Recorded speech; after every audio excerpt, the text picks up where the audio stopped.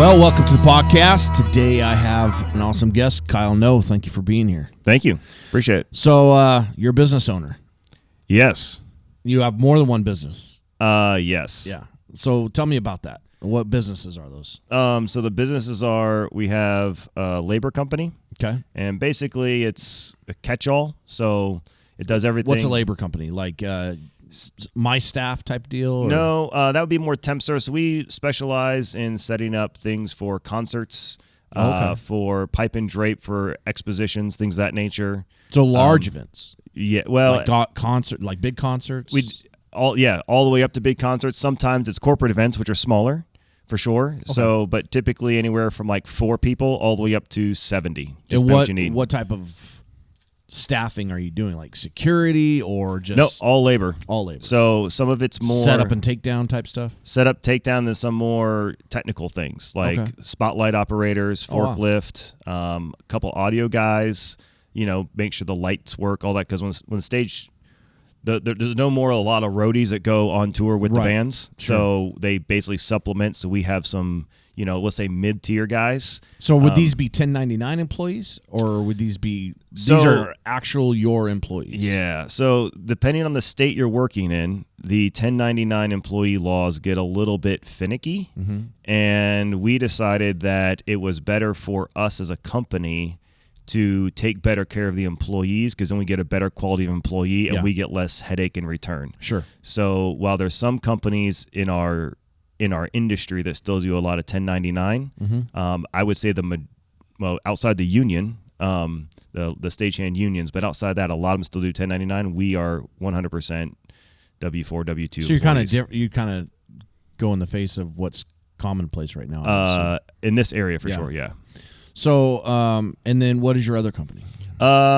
It's basically a website branding company. We're targeting it down even further as we go, because targeting works better in that space. Sure. So the new thing is to basically target like mid-level websites that are super high-end but not involved. Okay. So basically people like professionals who need like SEO services type. That too, yeah. So we'll do SEO, but primarily the website is the first piece, and then SEO come in afterwards. Okay.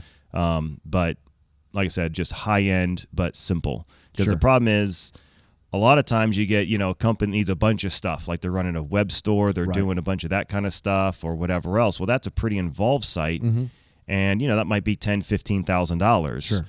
The problem is it still doesn't look very good. Right. But when somebody comes in, and that's fine, we can do those too, but those are few and far between. What we really focus on is the people the professionals, like your realtors, lawyers, doctors, things like that, who needs really clean looking websites. Simple. Yeah, simple, like 1-2 pages. Yeah, exactly. But they need very limited functionality, but they need nice high end. And the problem is, in that space, like, normally if you want that high end, it's like $15,000, $20,000, and they don't care how many pages you need. Right. And we're like, well, you only need 2 pages. Right. We'll charge you like, a lot less and just give you exactly what you're looking for. Sure.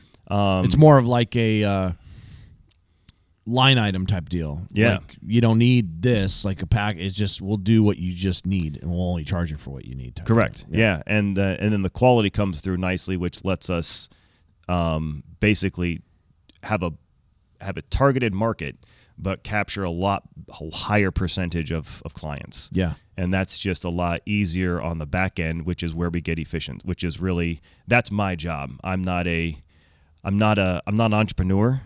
My business partner is an entrepreneur.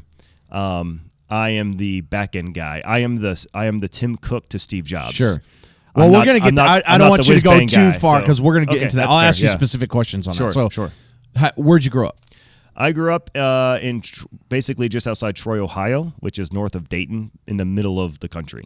Manufacturing hub at that time? Yeah. So, I mean, to be honest with you, like, is it part of the Rust Belt still up there? Not so much. So, I moved when I was in high school. Like, I'll be honest with you, I don't even know what. So, Dayton has some industry. They've got a massive Air Force base. Yeah, Cleveland would be considered more that. Yeah, and then you got the tire capital of Akron and whatever else. But I don't even know if there is like a targeted, like, business, if you will, in that area.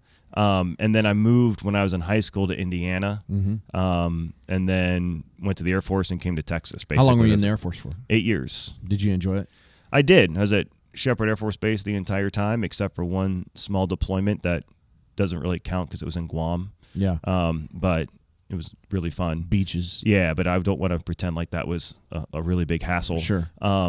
But so it was 8 years, and I mean, did you consider staying in for like life, or what made you decide? I'm always interested to know what the reasoning why service members stay and why they leave. So I enjoyed my job a lot, but because I was at the headache of being in the military and staying at one installation the whole time, it's the reason they typically move people, is because when you get there as an E1, E2, and you work your way up to an NCO, the problem is, just like in most cases, everybody still sees you as how they knew you. Kind of like, right.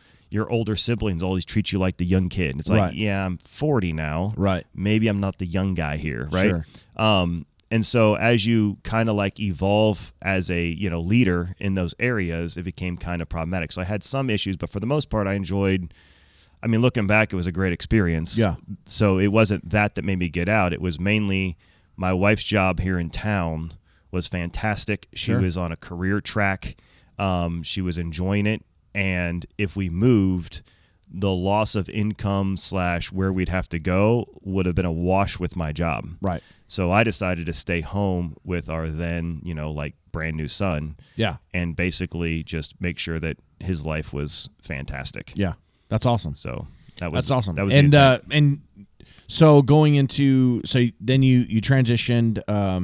What was your job in the Air Force? I was a communications project manager for most of my time, which kind of translates to what you're doing today in some ways. And ironically, I lucked into it.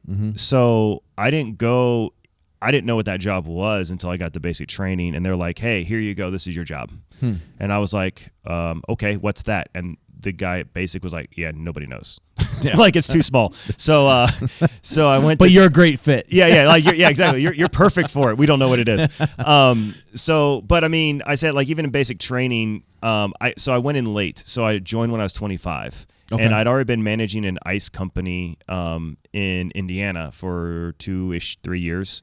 And then I decided, well, that's great, but the pace was not conducive to family life whatsoever. It just wasn't my gig. And I already knew my wife. We kind of were already extremely serious, whatever else. I was like, I need to get something a little more stable, if you will. Right. And so went to the Air Force. So when I got to basic, I was like the old guy. But I've been, living on my own since I was like 18, 19, and then, had my own stuff. And then I get to basic, and I'm like, well, this is fine. But then, you're sitting next to a guy who graduated high school 4 days before he gets there. And it's like the first time he's like been out of the house, basically. Yeah, he's crying in the corner. Yeah, so they put me in charge of all those people, which was great times, let me tell you. Yeah, I bet. Which is how the military works. Like, if you're not messing up enough so they can yell at you, they'll put you in charge of people messing up so they can yell at you for that. Like, they'll find a way to yell at you, which... it's part of the process. Right. I'm not complaining about it. It worked, great. Right? So then I got to figure it out, like, hey, you're doing project management. I'm like, okay, I don't really know what that is, but I can do management, so I'll figure it out. Went to Keesler for tech school to try to figure it out, and then got hit by Katrina. So I learned almost nothing, and then got hit by, meantime, like, it's not like it was useless, but we didn't even get into anything. Right. So like 3 weeks later, here comes a hurricane, and it wiped like that city off the face of the planet. Right. Like, and at the time it didn't. I think it reduced the population more than half. Well, I would never know. I never got to leave the base. Yeah. Right. So like, but that's fair. All I know is it moved. It came and you were there. Yeah, and like I'm watching it, and we're sitting in our dorm building, and we're in the top floor, so like third floor of our dorm building, and my roommate was like from the area. He wasn't from Gulfport, but he was from the area. And this hurricane's coming like right at us. Like everybody thinks, oh, Katrina hit. No, Katrina did not hit New Orleans. Right. The tidal surge hit New Orleans. Exactly. It was the flood surge. Yeah, like there wouldn't be houses and the levees to flood broke. Yeah. if the hurricane had hit New Orleans. Like let me tell you, I know, like they disappeared where I was. And he goes, dude, you don't understand. Like this place is going to be destroyed. And I didn't. I'm from Ohio. Like. Right. what? There's no snow here. And he starts taking the mattresses off the bed, putting it against the window, and like shoving the bunk beds so like the glass doesn't come in and like get all of our stuff nasty. And I'm like, dude, what are you doing? He's like, you don't understand what's about to happen around here. Yeah. So anyway, so they advanced graduated me from tech school and just said, oh, by the way, congratulations, you graduate. And I'm like, we didn't even start doing our job yet, man. Right. Like, so I got to Shepherd. And so you're a little bit behind on. A little, yeah. So you were on the job learning for all sure. of it on the job, yeah. Which I've found is most jobs anyway. Yes. No, that's fair. Yeah. Outside of like technical fields like STEM and then medical. Like, but even then, I mean, I've talked to engineers and stuff, and, you know, they graduate with an engineering degree, and then they go to the real world, and it's like, what? We didn't learn any of this stuff. No. What I mean is in those degrees, you still have to go to college to learn the basics so you can understand what they need to tell you. Exactly. The rest of them don't. Yeah. Right? That's but the actual knowledge of your specific job, every company is different and every industry is different. But almost every job is on the 100%. Yeah. You know, even within the same vocation, like I've gone from one heating and air company to another heating and air company, and they do things completely different. Yes. There's some common language, but other than that, the processes change, and it really changes the job significantly. It's 100%. Yeah. So here you are. How did you get? You say you're not an entrepreneur, but you are, in the sense that you probably wouldn't like to work for somebody else. You like the independence of working for yourself. No, I mean, I'm not an entrepreneur. Like, I don't care. Right. Okay. So what I mean by that is, so the background of the company is I have one of my good friends that I met playing airsoft of all things. Mm-hmm. He was working for a stagehand company like in high school in Wichita Falls, where I lived, or still do. And when he turned 18, the Coliseum, K. Yeager, said, can you please start your own company because you're the only competent person here? Sure. And so he walked from being a high school kid to being an 18-year-old entrepreneur right now. Wow.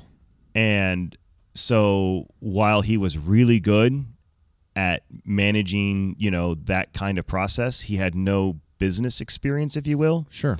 And so as he was growing that business, and basically as I got out of the Air Force, you know, fast forward years, he had been running it for a while, and he was doing just fine. Like, it's not, but he didn't have the skill set to basically grow the business, to understand the business mindset or a lot of the other things. And luckily, because of my experience at the ice company and then also in the military doing 8 years of project management, seeing how big businesses really worked. Mm-hmm. And I think I thrived in those. I was very happy with my career track, if you were in the military, that like I just started talking to him. Like, he's like, hey, how do I do this? Hey, how do I do that? Hey, how do I do this? And I'm like, okay, you're looking at it all wrong. Right. Like, you're trying to fix a problem that's not a problem. And instead, you should be like finding a way for that never to be a problem again. Yes. Like, forget about you can't fix. Yeah. Don't fix a reoccurring problem. Yeah. Like eliminate it. The dumpster's on fire. Yeah. Let's worry about not throwing matches and gasoline in the dumpster. Yeah. But let that dumpster go. Yeah. Like, just let it get started. Roll it on down the road. Chuck that down, call it a 2020, and just move it along. Yeah. And it was probably, you know, because at the time I was a stay-at-home dad, if you will, which I loved, but talk on the phone for a couple, 3 hours every day wasn't really that big of a headache, if you will. Yeah. And I enjoy that aspect. Like, I like the problem-solving aspects of it. I love problem solving too. And a lot of people get intimidated by that. No, I thrive. And again, like, not just this problem, but I don't want to ever have to, like, I want a permanent solution to this problem. Yes. So I'll find the answer, and then how do we make it never happen again? Yeah. Right. That's the, and like, finally I told him, like, look, man, like, I can't keep just taking the time and effort. Like, I love doing it, but like, this is, you can't keep calling me. Like, it's the whole life. And he goes like, hey, how about if I just make you like an owner? Yeah. And basically that was it. Like, so, cool. And then that progressed. And then did you scale up from there? Or? So in that business, I got heavily involved in heavily involved in like 2018. Mm-hmm. And at the time, you know, he was doing, you know, well over $1 million in revenue. Like, it was not a small company. Right. But my expertise isn't conducive to the front end of business, if you will. My expertise is conducive to the back end. Right. So in about 2 years, I doubled our profit margin. Right. Our sales didn't go up, but we had solidified customers that were basically never going to leave us. Right. So now we have a more stable business. And then with process management and managing customers and then getting the right people in the right positions and then basically just ripping through every single thing that happened and making it down to the most efficient way to do it. Right. And so I I know you a little bit to know extremely fast. For other people, it's like that's just not how you are in one aspect. That's how you are in every aspect across the board. Everything's going to be streamlined. Everything is streamlined yes. to the simplest and most efficient. Yes. Which I talk about this on a show is I love efficiency. Like I always want to make it if we can squeeze 1% more efficiency out of it. Yeah. I'm going to go for it. But I had to train myself that way. For one, I started out in like the trades where we did something called piecework where you got paid by what you did. Well, that motivates you to become extremely efficient. Yeah. So taking that in, as a business owner, I think a lot of business owners don't look at that. And entrepreneurs, they get something, they see a profit margin that they're comfortable with, and they just leave it there instead of always working on it to become more efficient, because what comes with efficiency too, it's not just the benefit of the entrepreneur themselves, it's also the benefit of, I believe, the customer in many ways. Absolutely. Yeah. So one of the big changes we did for, and this ties into like the marketing company / branding websites. Marketing is just an easier umbrella term to use. So we took the experience from that and then started pushing. I mean, now we have people on staff that have expertise that we didn't have individually. We had ideas, but we didn't have the expertise to do it. And one of the biggest things we did was instead of making people call a number to like book a show, like, hey, I need 12 people at this place, this time. They need to be like, this, type of expertise for how many people, whatever. We built an app. Yeah. And this was, years. Now everybody's got an app, but this is before that. So everybody else, it was, hey, I got to call Bob, if you will, and go do this. And with our company, with QSR, it was like, I hit this button on my phone. It asks me 4 questions. It already knows who I am. It knows all the contact information. I don't need any of that stuff. Because that's already loaded. Pre-built, yeah. And I just hit go, and now I'm there. Like, why would you ever want it to be like more complicated? Don't make it hard for your customers to ask for your business. Absolutely. It's ridiculous. That is, say that again. Don't make it hard for your customers to ask for your business. Exactly. Yeah. I mean, but there's so much truth to that, Yeah. Because it is sometimes I've talked to customers, and a lot of jobs we get, it's because people just won't even get back to them. Like there's a communication gap there. Like if your customer's having to chase after you to the point where they're having to call you 2, 3, 4 times, then you're not doing your business right. Yeah, to that point, it was going from the military to small business, and we're primarily B2B, obviously. So that was a big learning curve for me, because in the military, I have a phone. Right. And I would go to people's offices. It was what made me efficient as a project manager was building relationships with all those different people. So in communications, I had relationships built not just in the communications squadron, but all over the Air Force Base. Yeah. So I know guys in CE, I know these people, I know those people, and not commiserate with my rank, meaning because I'm a project, I wasn't important, but my position was a higher level. Does that make sense? So when you go to CE, they're putting a senior NCO in charge of a project because they need their NCOs doing the actual work. Whereas I'm just an E5, but I'm now the project manager for communications. It was just kind of this dynamic. And so it wasn't like, and that was one problem a lot of the project managers had, is they thought they were in charge of those people because they were in charge of the project. Gotcha, yeah. And so that was a non-starter for me. Yeah. And so you had to work a lot with you had to be perfect. Right. Because now the only thing I have that can make my job efficient is my reputation. Right. And my rapport with those people. So when I needed something done, I could call those people up and say, hey, this is going on, whether it's our fault, somebody else's fault, doesn't really matter. If it's my fault, I'm definitely going to tell you because that's just how the world works, or how I work in the world. but like I need this done. Is there any way you can like help me out? And the answer was almost always yes. Like I get all kinds of stuff done because of that. And that worked out well in small business. The issue was, sorry, back to the original question. In the military, I'd worked the phones a little bit. I showed up to people's offices, but email was at the time, there's a pretty big gap between when I got out of the military in 2013 until like I really jumped in 2018. That was a big technological gap in that 5 years. And then like small business owners, like they viewed email almost like a text message. Right. Because so in my world, and like I said, this is just a learning curve. In my world, you send me an email, like I'm going to do whatever you ask. And then like in a reasonable amount of time, I'm just going to tell you when it's done. Right. But they almost like, I would get to some business owners who were like, hey, I sent you an email yesterday and you didn't respond. I'm like, well, yeah, you asked me to like build you an entire thing. That's a while. Yeah. You know what I'm saying? Like it's going to be a bit. And like, yeah, I just didn't know if you got the email. Like, well, it's an email. It doesn't really disappear. So you had to learn some communication there. Yeah. So like I finally like had to change. Adapt. Like, yeah. So like now I started using those little buttons on the bottom of Google, like I'll get on it. Yeah. Like yes or whatever else. And it was just like a comfort level. On task. Yeah. And I didn't understand it. And it's the pace of small business versus big business, right? Yes. So, I'm a project manager building the F-22 Let's maintenance stop facility. there for a second. Yeah, sorry, go ahead. Big business, the bigger a business is, it tends to move slower. Well, because the projects are bigger. Right, but I also think, too, that there are multiple, as a business grows, there's multiple levels that things have to go up, then come back down. Whereas oftentimes if it's one-to-one or A-to-A, it's easier to get that communication. And sometimes on specific tasks I found, like we just did a commercial job, where the chain of command, it took 2 to 3 times longer than it typically does because it goes up 2 steps, we're waiting, and then it comes back down 2 steps.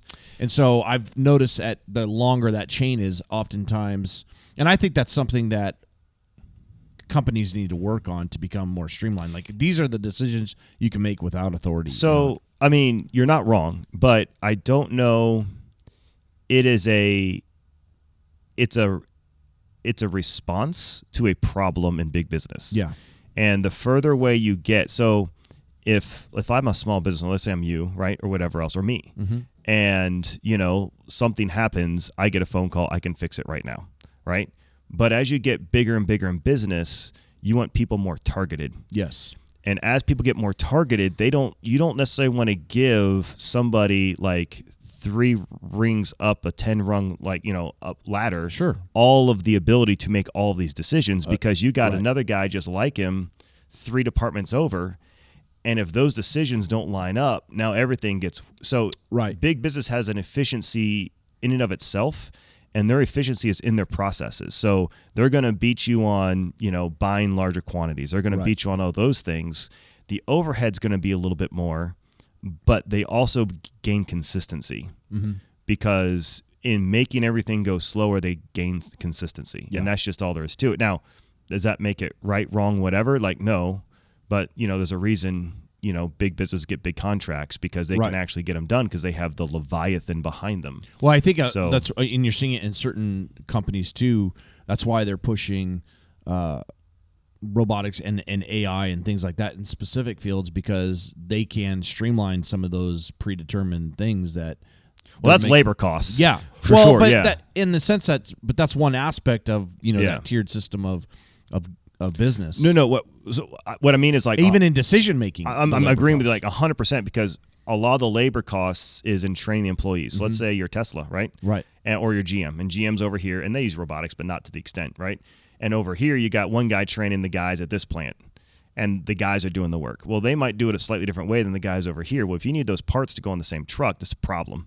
Yeah. Right? Because if that trainer isn't trained the same way and doing the exact same things with a robot, I send the email from here to here, and I upload the program, and that robot's going to do the exact same thing that robot does. So I'm saying is like, yes, but that's specifically just in labor costs that they're getting the efficiency out of there, not just in the cost of the personnel, but also in all the ancillary costs. The ancillary costs are important too because as efficiency, if they can save money in efficiency in one aspect, I've noticed and seen that it tends to domino into other other aspects of that business as well. Yeah.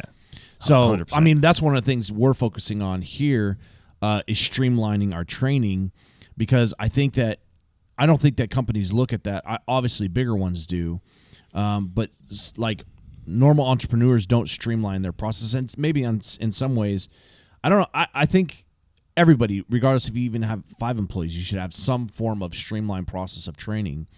But also, I think it actually adds a lot of value to the company if you have that process in place. Like for me, if I'm going to hire, maintenance guys, if I have that process in place where they're coming here and we have this, start here, end here, and we get through that, then there's a consistency that everybody's gone through that training. But also it adds value to my business because, one, I'm getting a consistent product or more consistent product.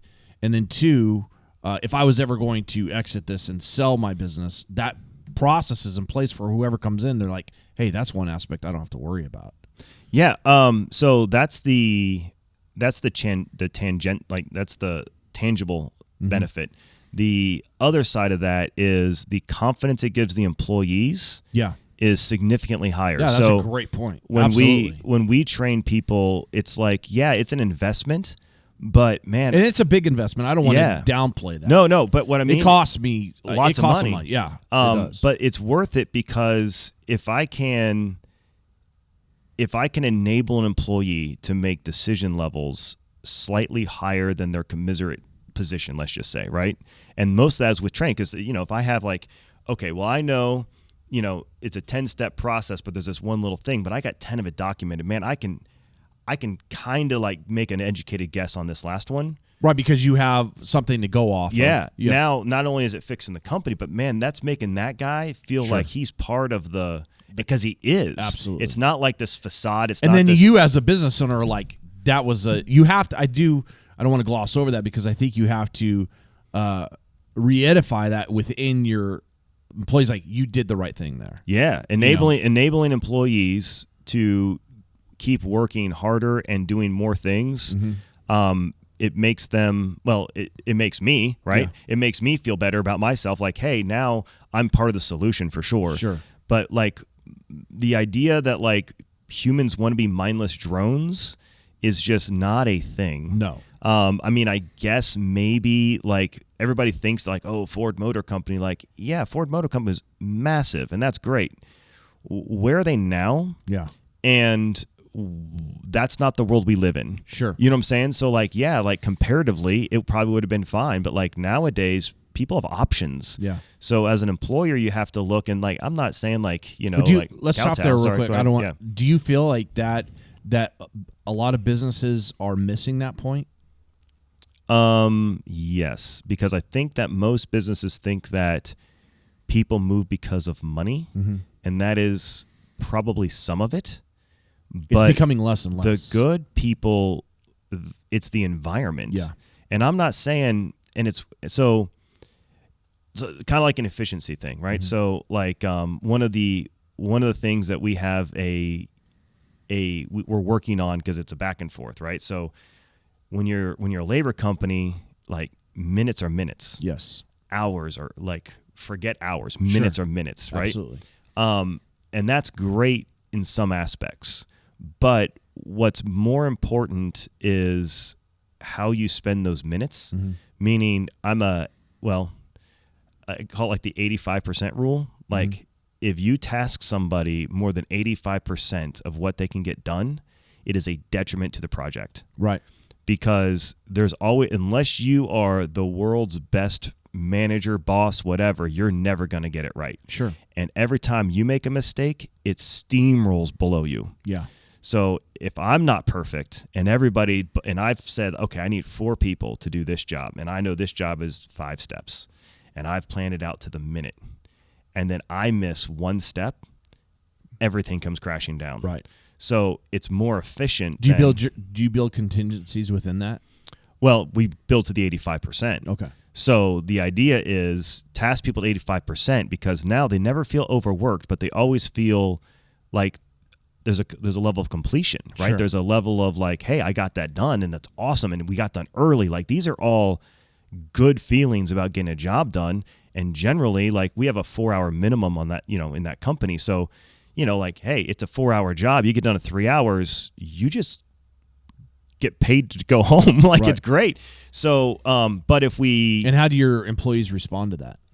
Our employees across the board are more loyal, higher trained, more efficient, and typically get the jobs done with about 60 to 75% of the time that most people would. What is your experience? What is your, how do I word that? What is the greatest issue that you've experienced with employees? Like, and changing, and how long have you been doing that? I've seen the difference even in the last 5 years, 4 years. That's what I mean. Like, I don't know if I'm the right guy, because I came on like heavy in 2018. So I've got like 2 years, and then I've got COVID. Right.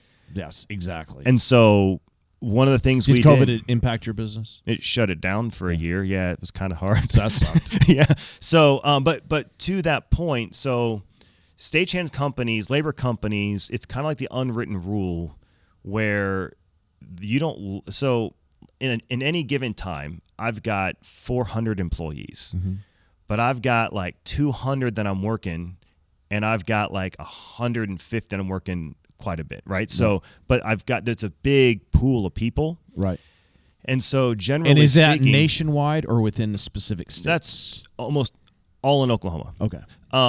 But in the industry, in that kind of thing, like, nobody claims unemployment against you, right? Because you work there for 2 days and then you're on unemployment. Like, it's so sporadic of a job, and we don't even care if you work for other staging. We don't care, right? Like, we are as long as you're good for us, we don't care. Why would we ever limit your ability to feed your family? Yeah. That is, if I'm not giving you 40 hours a week, go get it. Like, why? Like, why would I do that? Like, that's not. It's not even moral, really. It's not ethical, right? And so what we did during COVID was we opened up the floodgates, and we said, okay, as a company, we're just going to max out unemployment insurance this year. Right. Like, we're done. So that hit us for $20,000 in unemployment, right? Insurance, right? Right. But in exchange for that, are the employees that we had that would have starved to death if we didn't allow, didn't just. Well, I mean, is that it's not that we were telling them they couldn't. It's that they wouldn't have, because they're like, you want us to do what? Yeah. Because it's a temporary job. Yeah. You know what I'm saying? And we were like, no, go on unemployment. Yeah. Not only that, here's a pre-formed letter that states we did all the work for them. Normally, like, it takes like 2 to 3 weeks for these guys to get their first payment. Yeah. Because they've got to go through the whole process. Then they have to. Then unemployment has to contact us, and then we have to do this. You saved them a step by giving them that. We emailed them everything they needed. They basically dropped, and then here's the links to go claim against us. Right. And they were like, "What is going on?" And the difference is, all of those people, it was like at the time, because it was starting to taper down and then it shut down, right? Right. But there's like 100 people. It immediately shut down. Immediately, just all of a sudden, boom, you're done. Yeah. And those 100 people, like, the loyalty that we gained by just not taking advantage. Like, okay, we're going to take the $20,000 hit, but look how much money went back to those 100 people. Right. I mean, well, and hundreds of thousands a week. Yeah. You know what I'm saying? Like, it's insane. Yeah. But like, why would we, like, no, like, that's just the cost. And now, because I've got more loyal employees and whatever else, and they see, like, well, I can work for that dude over there, but these guys, like, they're not lying when they take care of us. Yeah. And that takes, I think, time. Yeah, for sure. That takes time. So, I mean, I just recently had an employee that quit, and he went to make more money, but he had called me and said, "Hey, I'm thinking about staying with you," and it was significantly less that he makes. I'm like, don't. Yeah. I mean, yeah. Go do what you got to do. And I kind of mentored him and stuff, and I'm like, I'm here for you regardless. If you need to call me. No, it's funny. That's on both sides, right? Yeah. So ironically, so you look at like I've been diving into Myers-Briggs personality stuff, and so I never I'd taken tests in the military, but they were always general stuff, like the 4 colors or the 5 voices, like that, which are they're all they're not bad. They're just different, right? Everything's got a different aspect to it. And so I finally started playing around with Myers-Briggs, and I'm like, okay, well, I'm like way over here on some of the spectrums. And like, this is why I say like, I'm not an entrepreneur. Like an entrepreneur is like on the other side. Right. Because, it's not my thing. So like, but I have no problem being your friend and firing you at the same time. Yeah. Like, absolutely. and that was in the military. It's like, that was kind of what you did. Well, I think compartmentalization is a huge key. Yeah. I think you have to, and that's something that you can train within yourself. I don't think it's necessarily has to be something that you either have or don't have. It's just, it's like anything else. Like, it's like public speaking. The more you do it, the easier it is, typically. Yeah. I would say that you're not wrong. You can, like, anybody can kind of learn, well, not everything. I can't learn sales. Yeah. That's not my jam. But everything can be taught to a certain level. That's just me. Sure. So in the military, and it makes it easier when it's just part of your natural personality. You don't have to work so hard at it. In the military specifically, remember there was a rule, which is if I'm yelling at you in your office or in my office, basically, you really messed up. Yeah. If I'm yelling at you in the smoke pit, yeah, let's work on that. Yeah. You know what I'm saying? But sure. So there's serious conversations happen in the office, but you need to be able to have, and it was just the smoke pit because it was like, let's step outside. Right. But that's where you went. Like everyone's like, well, I don't smoke. Like, it's not the point. Like, right. That's, like whatever, like we're just having a conversation, gazebo, whatever you want to call it. Right. And that was always an interesting, like, dynamic, if you will. And it's like, hey, like, let's go for a walk. And then they knew, like, okay, this is a heart-to-heart. Like, you're messing up, but this isn't paperwork. This isn't whatever else. This isn't this, then the other thing. But if I'm in the office, like, now it's a problem. Yeah, and that's it's funny you said, because I approach that the same way. Yeah, like you bring them up and say, and then if I'm yelling at you, I'm mad because I don't. Well, and I typically do not. The best supervisor I had in the military is a civilian. He's still there, and he's an ex-Marine, and so he actually understood leadership, which the Air Force doesn't really teach much anymore. Mm-hmm. Like, well, they don't focus on it, sure, because you can't test for leadership, and to make things more quote unquote equal, they had to add a test in, right? So that's unfortunate. It is. There's once again I'm so. Everything has a purpose, right? Mm-hmm. So like I see the benefits, I also see the problems, mm-hmm. and I don't know how to, like, even like I always try to argue the other side of my own arguments, mm-hmm. and I always come up with I kind of get it, right? Yeah. Not saying it's right, not saying it worked out great for me even, but like I kind of get it. But I remember like one of the best stories, like, and it's kind of the story went over into his management style too, and he's like, yeah, like I was screwing around in the Marine Corps and basically turned the sergeant's rank upside down on his uniform to make him look like an idiot, right? And then they caught him. Yeah. And I'm going to get this story 10% true, which is all that matters in the military. Yeah, absolutely. And like they smoked him for like 8 straight hours. Wow. Just nonstop. He goes, I was sweating through uniforms. Yeah. And then they, of course, but now I'm out of uniform because I'm sweaty. Like, yeah. They're beating him down. Scumbag. They're like, working that out of him. Let's go do another 5,000 push-ups kind of thing. And then so he goes, you're tired now? Yeah. Oh, we just got started. So he gets back to the dorms, takes a shower, does whatever else, and then there's a knock on the door, and there's that sergeant with a 12-pack of beer. Yeah. Like, that was work. Yeah. But good job, Marine. Yeah. You know what I'm saying? Like, took Sure. it like a man. Like, and he's like, it's worth every second. Absolutely. You know what I'm saying? And yeah. I was like, to build that into people. Yeah. And I was like, that's good management. Like, it just is. Yeah. Or leadership, I should say. As the quote on my wall in the Air Force was, management is doing the right things. Leadership's doing what's right. Yeah. That's a great quote. Yeah, it's anonymous. I wish I found the guy. Sure. I'd like to claim it. Yeah, but it's old. But it's older than me, Take so it's like anonymous by Kyle Noe. from 1964. Yeah. Like that sounds like So I want to turn this quickly. Sure, go off a right tangent. That's fine. How do you think business culture? Maybe not culture. How do you think business is changing in America? Definitely going more digital. Mm-hmm. I mean, at least again, I work for a digital company, but I'm not even talking that.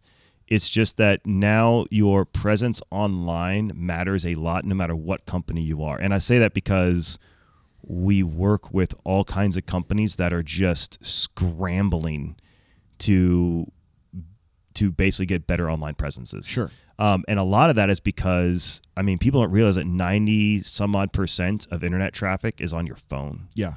And so and that has, well, I think it's doubled every year for like the last 5 years. Because 5 years ago, it was, I think it accounted like 25% or something. It's crazy how fast it's moving. And so what that means is, people are like, well, what does that really mean? Does that just mean people aren't surfing the internet? Like, no, that's not what that means. What it means is that now everybody is using their phone to basically like look at every aspect of every company they interact with. So we'll take doctors, for instance. Like the new data shows, and this is what we specifically have products for these people because of this data. Like it's not like, and it's working, which is it used to be referrals. Like, so if you're a standalone doctor, like I'm not saying you work but if you don't work for a massive clinic, if you're a standalone doctor, you're a specialist, you're any kind of thing like that, chiropractor or any of those kinds of things. It used to be you relied a lot on referral business from other doctors or, general practitioners, family physicians, that stuff. But now, yes, that's a big portion of it, but consumers, now that they can get all this information at their fingertips, they might get a referral to you, then they're Googling you. Yeah. And they're going to be like, oh, I'm going to go see this person. And now the number one thing that people will either show up or not show up for is if you have digital paperwork. So as a consumer, I don't want to show up to a doctor's office, sit in the waiting room, then have somebody walk me out like 9,000 stack of paper. And then That's interesting I have to go through it because, and then I sit in the waiting room. Get there half hour early so you can fill out all this stuff. With a mask on. Yeah. Like this is the most, I'm not like, so I'm in a room full of other people. So COVID's such a problem. Like send that information as a doctor, to me first. As a doctor, you want me to sit in this room. Yeah. And we'll like all that beside itself. These are the rules, right? So we're going to pretend like all of it's true, but like now you want me to sit in this room with all these other sick people theoretically. Right. So that I can fill out all this paperwork so that you can put it in there. And then I have to go. So now I'm just waiting. So now a doctor's appointment, I can see the doctor for 20 minutes. If I'm lucky, took me 3 hours to go to, on the high end, probably closer to an hour and a half to 2 hours. And it's like, or you can send me a link. And in that link, I can hit on my phone.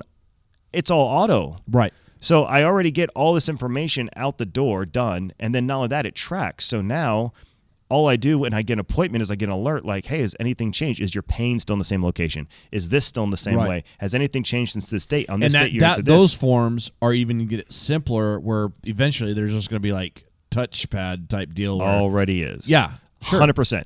And but that's like streamlined. There's very few people who are doing that. Correct. And that's because the medical world, because of the way that insurance and the government works and stuff like that, is like the last industry to really modernize. And so just like we did with, the labor company, which is I want a button on my phone. I want to have the least amount of touches difficulty between my customer and me. This is just the medical version of it. And we just happened to find one that was HIPAA compliant, so we could build it all for them. Yeah. Did you build your own app or did you hire somebody? Ours is what I call a pseudo app, so it's basically just a button to a web page, which is what most people need. Okay. Because it's just a form. If you want something more, just through WordPress. Any of them. Yeah. WordPress, Wix. They both. We don't like WordPress. WordPress is okay. Mm-hmm. It's not great. I'm just asking what you use. Wix is what we use. It's more robust. It's a better, less available. It's kind of like this between iPhone and Android. Okay. That's all you have to say. Yeah, and so a lot of customers are like, well, I want all this stuff. And it's like, yeah, the problem is then it breaks. Yeah. Whereas if you get an iPhone, you might not be able to like overclock the processor, but it's going to ring when you need it to ring. Yeah. And that's, that it does what it says it's going to do all the time. So we prefer to stay specifically with Wix. Yeah. But yeah, it's just a button and then basically a form that we've built into basically a pseudo web page. So going more into that, not just, okay, so everything's going digital. Yeah. But what do you see for business specifically in America? Like, do you see more regulation? Do you see more, do you think COVID's going to have a long-term impact? Do you see more consolidation where larger companies buying smaller companies. I mean, I think, I hate to say it, but I think mom and pop stuff is unfortunately going to start going away. I think COVID really took a hit on restaurant industry for one. I mean, it decimated it. I don't. So because I look at, like, for instance, I had a conversation with a guest previously. We were talking about BlackRock, and they're buying 15% of all housing that's available. Yeah. So, I mean, they're pushing out these smaller investors because, for one, they can't compete with that. They're trillions. They have $6 trillion in assets, from what I understand, or under management. And so, just even like these big people coming in, you've seen that Amazon do that, Walmart do that specifically. But do you see like mom and pop shops like getting pushed out? And I'm talking for, like, speaking on behalf of smaller entrepreneurs. How do you think that they should mitigate that? And is that something that you see as a problem, or do you think it will go the opposite way, where mom and pop shops will increase and it'll counter that? Both. So it's a cycle, right? So humans are human, and big companies provide a different experience than small companies. And it's all about what people are willing to pay for, and you just have to find. And I'll just use like Walmart, Amazon, for example, right? So everybody thinks Amazon's this massive company, and they are. They're nowhere close to the size of Walmart. Well, their AWS service is really what gives Amazon more validity than even their shopping. Right, but even Amazon is now building brick and mortar stores. Yeah. So the thing that makes everybody's like, oh, Amazon's the way of the future. Well, they did buy Whole Foods and yeah, so, yeah. And now Amazon's like, yeah, but there's a certain percentage of the population that flat out will not shop online. Yeah, it's true. But those people are dying. No, that's not true. You don't think so? No. You don't think that the vast majority? I mean, I haven't looked at the statistics, and I don't know if they would actually share them with us, but I would imagine most people over the age of 50 are not shopping on Amazon. It's not. So the research I've seen, it's not age dependent. It's personality. Okay. So 35-ish% of people don't like shopping online. Okay. It's just they don't like it. Like, sure. It's not their thing. And I say that like as a... But can industry survive off of just 35% of the population? Yeah, like, sure. I mean, if I can, yes. Well, it depends because it's the product, right? Your pool shrinks in the sense of, even like, okay, so you have 35% of the population, but you're not going to be able, like, you're not going to have like 15 shoe stores in a town. You're going to have maybe 3 to feed that to maybe. But so what happens is, as things get more, so it's kind of, I mean, they used to say the same thing, like they say the same about truck drivers. Like, if you get rid of all the truck drivers, what are those people going to do? It's like, well, who cares? Like, it's not like they're like, well, they're going to fire them. Like, maybe, but that's not. We're a long ways away from that too. Anyway, we're probably 20 years. Yeah, at least. I'm just saying. But even then, they're like, even Elon Musk was saying, you're probably still going to have a guy standing there. Even if it's automated. Yes. No, that's fair. On a truck. But I'm saying that's the argument, right? Like, whether or not it's possible, that's regardless of the argument, sure. Right? But the aspect of that is like, but that's the first step in a 9 sequence chess move, right? So the real answer is, let's say that, because cost of transportation is a huge percentage of the cost of business, right? Yes. And so let's say you drop that by 30%. That's huge. That's a massive drop, yes. Right? And so products get cheaper. So now every person is spending less money. And again, humans have a comfort level of how much money they have versus what they consider expendable income. But at what point does that monetary value come in? Because, for instance, like Amazon's creating their own delivery service, like they're starting to compete with FedEx and let me finish. UPS. Whereas if they can, the greater pool of business owners are going to save 30%. So the competing for prices. But if Amazon has their own delivery services, they're going to be able to beat that even more by 20%. So could get shoes for 20% cheaper, even though costs has come down for everybody else. But Amazon, because they've streamlined from end to end. Yep. They're 20% cheaper. How many people are going to say, you know what, I'm going to spend that extra 20% to support this local person? Well, almost none, but that's the second chess move, right? Sure. I'm talking to 9, right? So the real answer is, are those people still going to want the same shoes? So what I mean is, I'm comfortable spending $100 on a pair of shoes, let's just say. Yeah, absolutely. Amazon sells it for $80. Cool. But let's say everything on Amazon goes down 20%. And now my comfort level is I'm willing to spend $100 on a pair of shoes. Yes.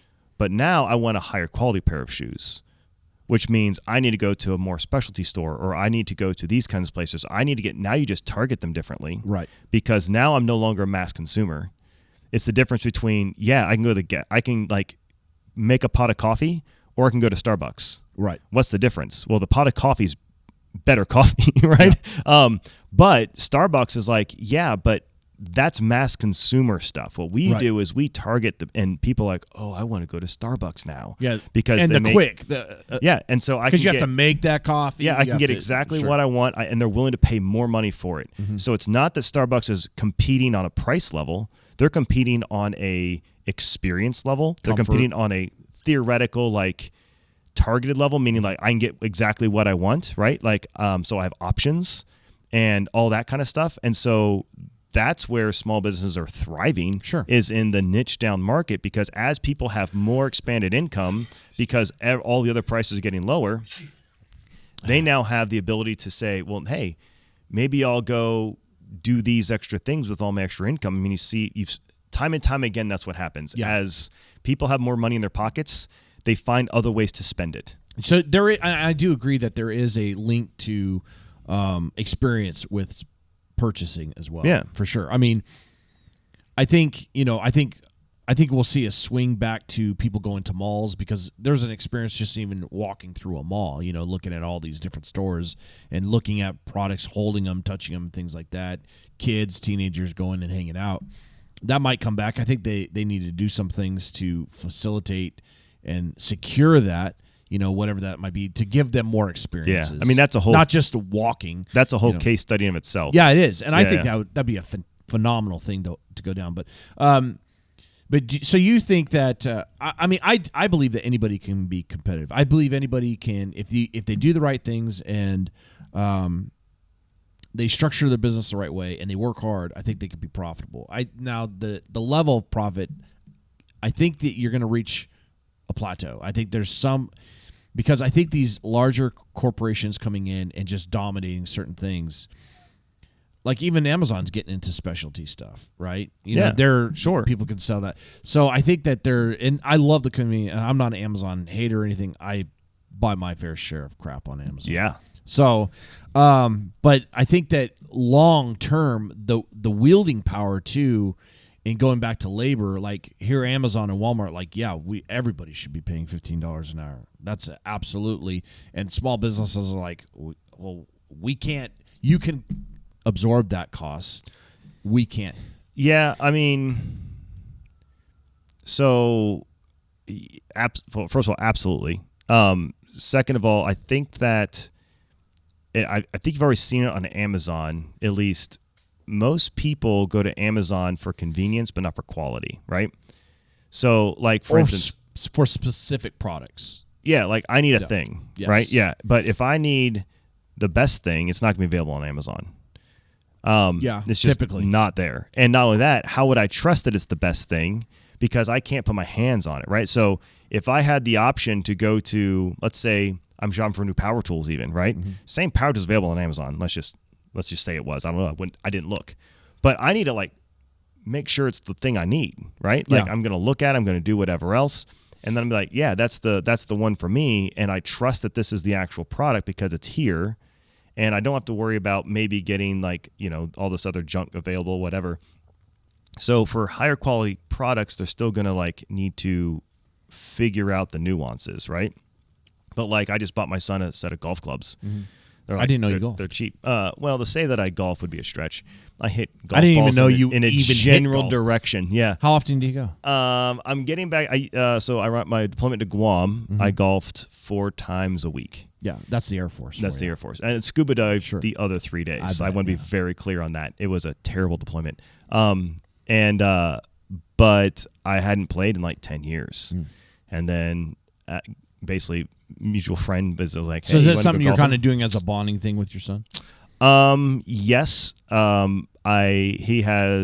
He's allowed to play any sport he wants as long as it's golf. Sounds good. And then he might be able to pick another one. And I've explained that to him. I said it's the only sport. Like I'm not the chances of being like that pro baseball pitcher. Yeah. Although Ohtani's really a miracle to see play. Anyway, Sure. Not a baseball guy, but that guy's worth watching. He's awesome.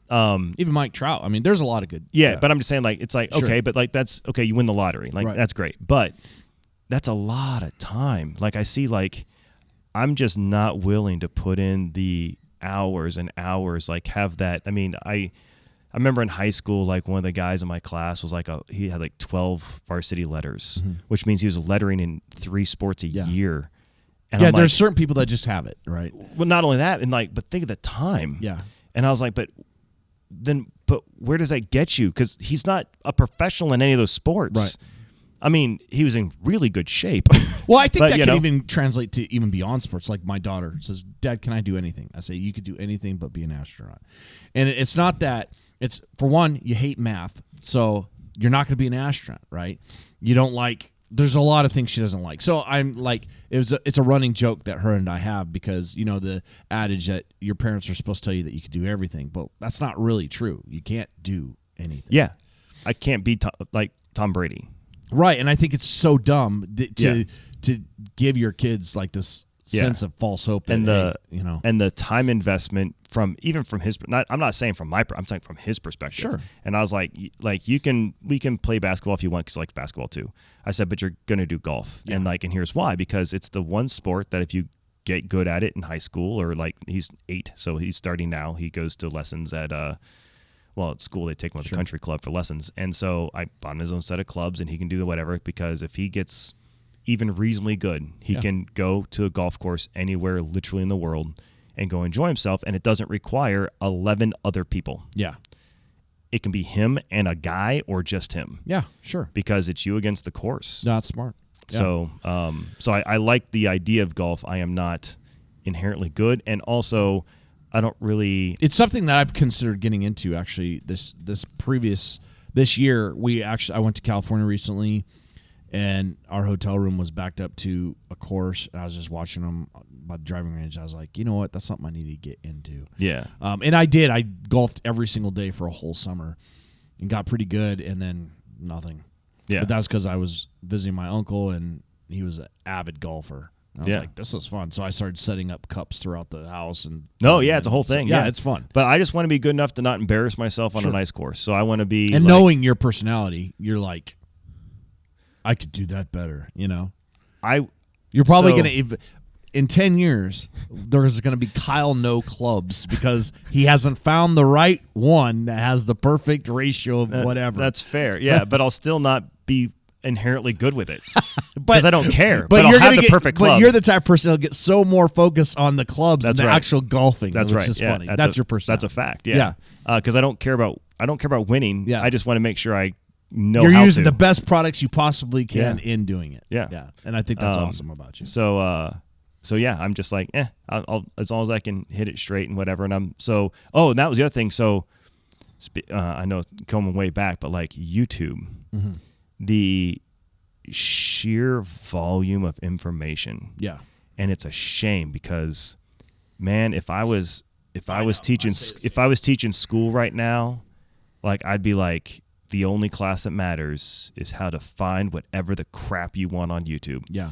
I tell my employees this every day. I said, if you're not watching one video a day, you're failing yourself. Yeah, because I mean, I remember listening to Jesse James from West Coast Choppers, right? Yeah.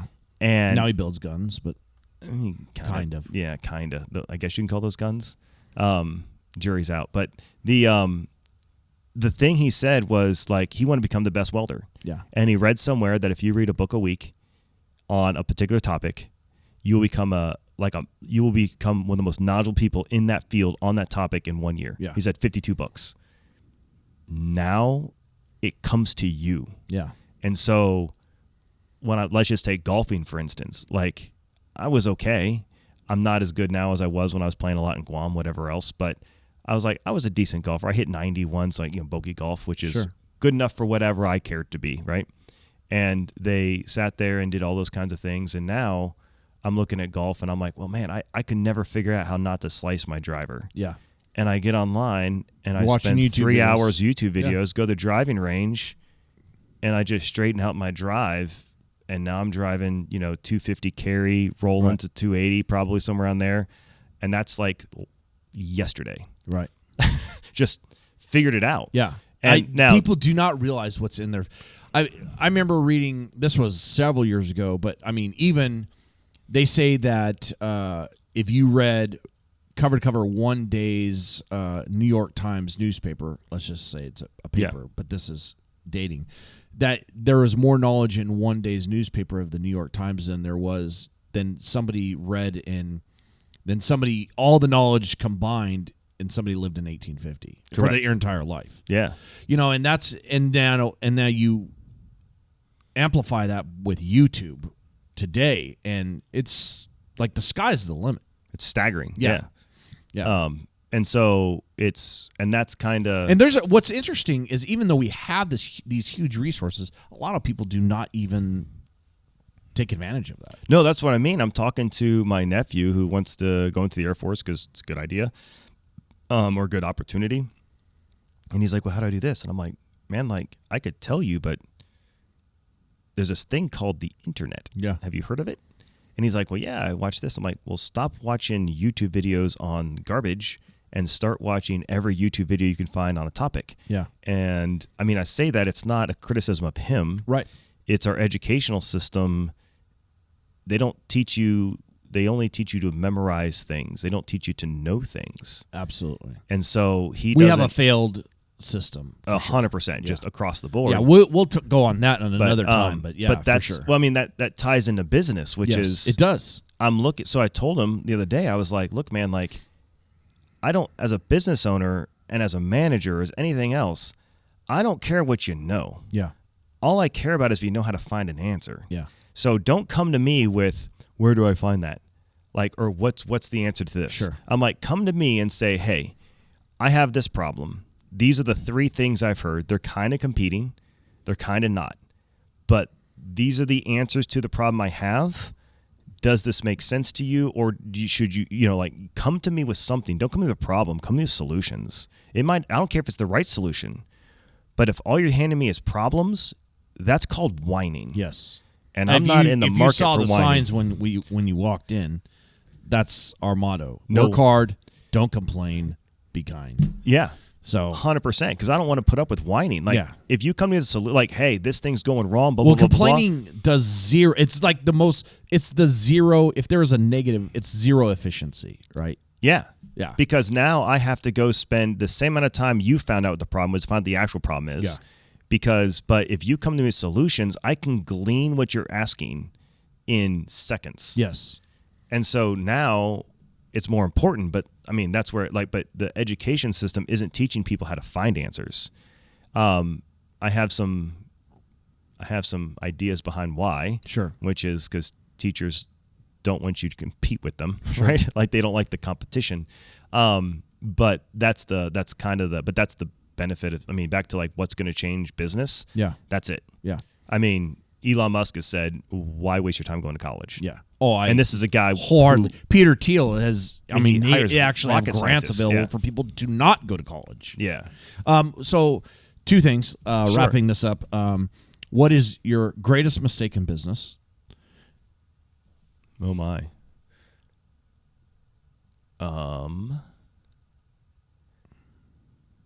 That's hard to say. All I deal with is problems. What's something that sticks out to you? Like, when I said that, what's something that first came to your mind? Like, I would have done that different, or it took me a while to figure that out. So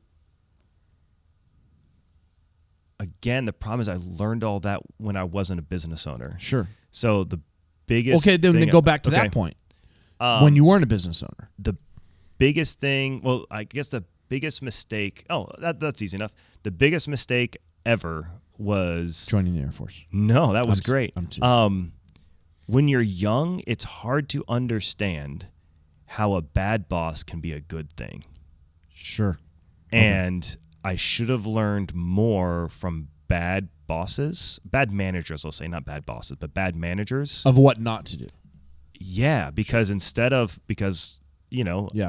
early on I'd fall into the complaint, well, this guy does this. And all it would have taken was a couple of minutes not questioning, just like, hey, why are we doing this? Right. The reason why.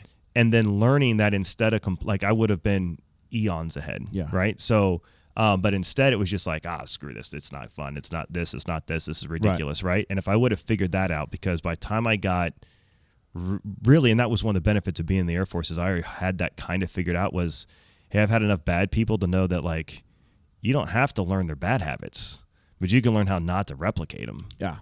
And if I figured that out, like, I would have been a lot better off, like, for sure.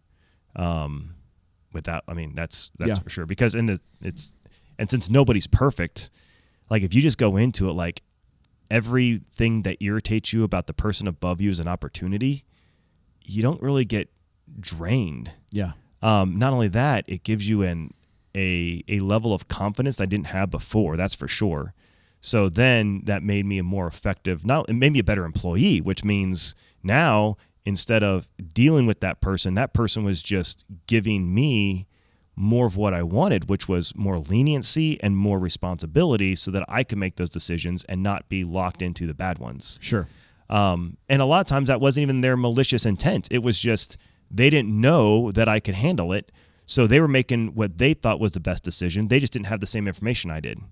And it wasn't like they were bad people. You know what I'm saying? It was a bad decision. It frustrated me. Like, well, I know better than you do, but they couldn't trust me. So you have to earn that trust first, right? Yeah. So I'd say that was probably the biggest thing that, like, if I could tell somebody, don't do this, like, don't think you can't learn from what you consider a bad boss. Okay. And second thing is, what's the number one thing that businesses need to do right now?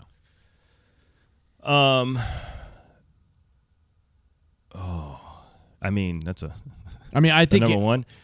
For you, I think you mentioned early is have an online presence. Yeah. Like, I mean, it's kind of self-serving because that's what I do for a living, but sure. But I mean, that's what you said. And the importance is there. And depending on, and it's not just an online presence, it has to be somewhat targeted. What I mean by that is, we do branding too, right? Let's just say, well, branding works branding is a necessity for some people. It is a nice to have for other people, and it's like a meh for some people, right? So let's say doctor's offices. Do doctor's offices need like a $10,000, $15,000 logo? Right. They don't. No. Now, could they? 100%. Like, that's fine. Oh. And if you're a big conglomerate and you got like 50 surgeons work at have a logo, right? Like, come on, let's step this up a little bit. But people aren't coming to you because of that. They're coming to you because you're professional, the air professionalism, yes. right? But, some of our other customers, ones we just built a brand for, Trucker Treats, which is like flavored pretzels, and they're delicious, let me tell you. Oh. And we just could have brought one. Well, you ate them all. They're gone. Yeah. Like, I told you they're delicious. I got COVID weight for a reason, man. Why you got to bring it up? And it's one of those cool companies that just evolved. Like, he was a truck driver and his wife would make him flavored pretzels because that's what we like to eat. Yeah. And then he started sharing them. People are like, man, you should make this. And then he actually did it. And they're like, boom. Right. Yeah. And it went from nothing, like, meaning not bad, but like start to like, oh my God, he's in no time. Yeah. And we gave him this awesome brand that is just illustrated, dude. Cool. It just knocks out of the park. And that's hyper important for him because he's on shelf space next to like name brands that are nationwide brands. He has to stand out somehow. He's got to stand out. So like for him, the logo's everything. So what I mean by that is it's not, depending on your target demographic and what your business is, it's product it's not the and same business thing. specific. Yeah, so it's not like, oh, everybody should go drop $20K on this, and then like, no, find the most efficient use of that money for what you need to do with it, and then do it. But most importantly is it has to be digital. Yes. Because that's where everybody learns everything, because we're just accustomed to it. It's so much more efficient. Yeah. So that would definitely be it. Well, I appreciate you coming on. Sure, man. Appreciate it. I think you dropped a lot of truth bombs and a lot of well-placed knowledge. I mean, I think a lot of people are going to glean. I was thinking of a couple things that I'm probably going to reevaluate, even just a couple things that you said. So I really appreciate you coming on. Thanks, okay, brother. Appreciate it. Yeah. Yeah. Had fun.